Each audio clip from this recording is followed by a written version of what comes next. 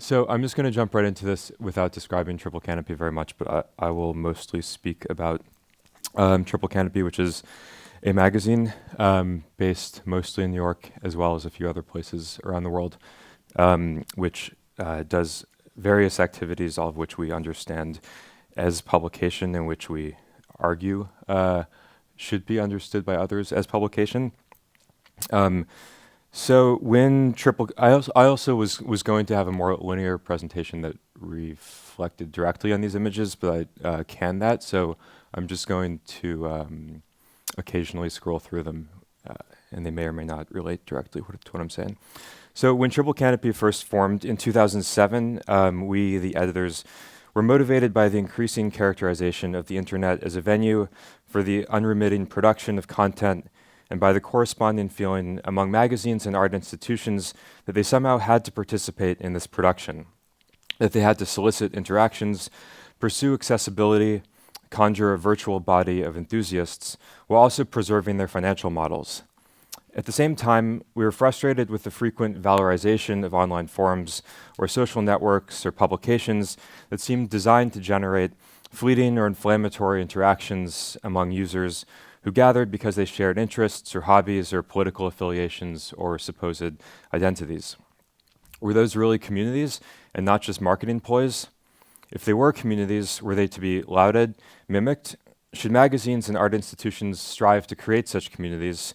Or perhaps they could simply be found if you knew where to look. How many unique page views and what kind of bounce rate makes for a legitimate community? Perhaps we were anomalous, but as far as I remember, none of us considered ourselves to be part of any online community. I don't think we were interested in creating one, really. In fact, we wanted to argue against the fragmentation of culture into branded platforms with particular breeds of content likely to appeal to narrowly and quantitatively defined groups. On the most basic level, we wanted to establish a magazine that would, through its rigorous editing, its Catholic interests, and its considered presentation of work, address people as sophisticated and unpredictable readers who could not so easily be classified by profession, age, locale, political orientation, ethnicity, or consumption patterns. We wanted to create a space where readers, as well as contributing artists and writers, could expect to have absorbing, rewarding, stimulating, and even profound experiences that would not soon be forgotten.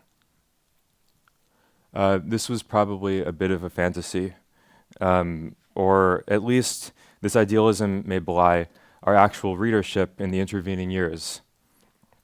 Nevertheless, I think this agenda speaks to Triple Canopy's orientation toward technology and the discourse around it, to our concern for how we can create culture and meaningful bodies of knowledge in what is increasingly a resistant, efficient, particularized world. Culture is also something personal, John Dewey writes in Democracy and Education. It is cultivation with respect to the appreciation of ideas and art and broad human interests. When efficiency is identified with a narrow range of acts, instead of with the spirit and meaning of activity, culture is opposed to efficiency. Dewey saw in the early 20th century an atomization of experience into, quote, separate institutions with diverse and independent purposes and methods. Business is business, science is science, art is art, politics is politics, social intercourse is social intercourse. His description of the conflation of culture and efficiency seems twice as true today. As the line between the internet and real life disappears, as our consciousnesses are molded, if not overtaken, by our screens, we want for Triple Canopy to serve as an alternative to tech world fantasies about crowdsourced knowledge production and algorithmic cultural creation, to a star system cultural economy that pays a few people a lot and a lot of people little or nothing, and to ossified cultural institutions that neutralize everything that they survey. We want to support work that resists and expands the present and keep supporting it until it finds its place in the world, which may take years. We want to keep enlarging our own sense of what Dewey called the unity or integrity of experience, and we want to engage the world at our own speed. This leads me back to the question of for whom a magazine might exist, especially a magazine that operates primarily online, and so can theoretically be for anyone, and just as easily for no one. I'll talk about this in rather reductive terms, community on one side and public on the other side. And I won't attempt to define community. Maybe we can fail to do that later. But I'll briefly distinguish between community and public and explain why I find it helpful to think of Triple Canopy's work in terms of public and not community. So obviously a community may be foundational to or may arise from the activities of a magazine, from its editors and readers and contributors. That's certainly the case with Triple Canopy. But our motivation has not primarily been to support or dramatically enlarge the community that birthed the magazine and that has for the past almost 10 years sustained it.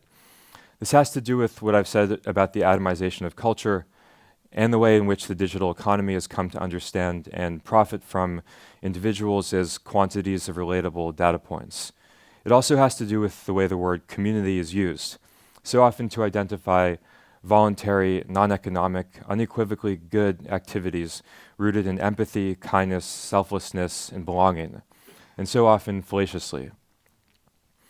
Since we don't have that much time, I'm just going to continue by reading an excerpt from an excellent book on the subject. It's Miranda Joseph's Against the Romance of Community.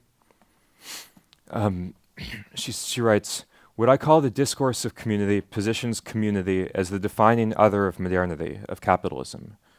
This discourse includes a romantic narrative of community as prior in time to society, locating community in a long lost past for which we yearn nostalgically from our current fallen state of alienation, bureaucratization, rationality. It distinguishes community from society spatially as local, involving face-to-face relations, where capital is global and faceless. Community is all about boundaries between us and them, boundaries that are naturalized through reference to place or race or culture or identity, while capital would seem to denature, crossing all borders and making everything, everyone equivalent. Further, this discourse contrasts community to modern capitalist society structurally. The foundation of community is supposed to be values, while capitalist society is based only on value, economic value. Community is posited as particular where capitalism is abstract. Posited as its other, its opposite, community is often presented as a complement to capitalism, balancing and humanizing it, even in fact enabling it." That's the end of the quote. It's the sound that happens when the quote ends. Thanks for that. None of this is to discount communities as they actually exist or to discount the power they can exercise. But it is to encourage wariness of the use of this term, especially, I think, when it pertains to the digital economy, which ascribes a particular kind of value to our expressions and interactions.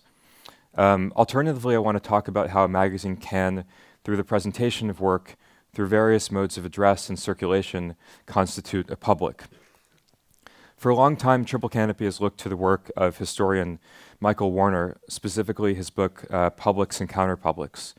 Warner draws on Jürgen Habermas's analysis of the bourgeois public sphere, but he works to figure out how Habermas's model, which is built on the universal value of rational discourse and so widely and rightly criticized, can be tweaked so as to allow for a public sphere that's composed of numerous publics, not a single hegemonic one. To that end, Warner describes counterpublics as being formed in opposition to the dominant discourse and the norms it tries to instill. Publication is a particular form of making public, a discrete set of practices. Not every radio broadcast or blog post or exhibition or pamphlet counts as publication. We can think of to make public not just as making something public, but as making a public, which is more complex than simply making information available. Temporality is crucial here. A magazine can organize time through the regular delivery of articles and issues. As Warner writes, quote, "A public is understood to be an ongoing space of encounter for discourse. No texts themselves create publics, but the concatenation of texts through time. Only when a previously existing discourse can be supposed, and when a responding discourse can be postulated, Can a text address a public? So I mean, maybe it's a little idealistic to think that a publication can literally organize time and situate a reader within that certain notion of time, but this is more or less what Warner suggests, and he also suggests that a reader will recognize oneself as inhabiting that time at the same time as however many other readers may exist. So how else is a public formed according to Warner? A public is self-reflexive. People recognize themselves as being part of a public when addressed as such by text, which is to say that a public is a function of discourse. A public is composed, essentially, of strangers who choose to join one another through a discourse. A public can just as well enable one to recognize oneself as not being addressed, and so as not being part of it, which may lead to the generation of what he calls counterpublics. A public is made by capturing people's attention and doing so repeatedly, regularly, via the circulation of texts through time, and the expectation that this will continue to happen. Different publications, whether academic journals or Reddit forums, possess different temporalities. Ultimately, I think a public provides a form for the social world in which it exists, through time, through media, and through this kind of mutual recognition. This may seem like a rather abstract idea, but I think for Triple Canopy at least, it has actually animated and on a daily basis shaped the work that we do. And it compels us when conceiving of a publishing platform to ask questions like, how can a platform, the structures and concepts of publication, support the tools we use and support the people who use them? How can a website hold activities on the web in print and in person, hold them together and communicate how they relate? Can an issue of a magazine reasonably include a book, an installation, a single image, an artist's edition, and a reported essay? Can multiple issues occur simultaneously, or one for a month and one for a year? And is the magazine issue the best metaphor for a coherent set of inquiries in whatever form that starts at some point and eventually ends? How can a magazine effectively annex various kinds of communication networks and face-to-face interactions and bodily experiences for and as publication? And can a magazine shape a public and resultantly shape our social world? So these are images of a recent project we did, which is emblematic in a way. It's called Pointing Machines, and it began with a long period of research and discussion among the editors, and was initially instantiated as an installation at the Whitney Biennial. And these are some images from the various paintings and prints and objects that were included in that installation. The issue hinged on the historic and contemporary reproduction of images and artworks and the various kinds of audiences and meaning they can attain through painting, through photography, through 3D printing, through publication, through Zazzle, and so on. And that body of research and that initial instantiation of the project was then used as a prompt to invite many other writers and artists and scholars and performers to contribute to the issue over time. And then the results of that issue, which is still ongoing, are on our website. And I will stop there. Thanks.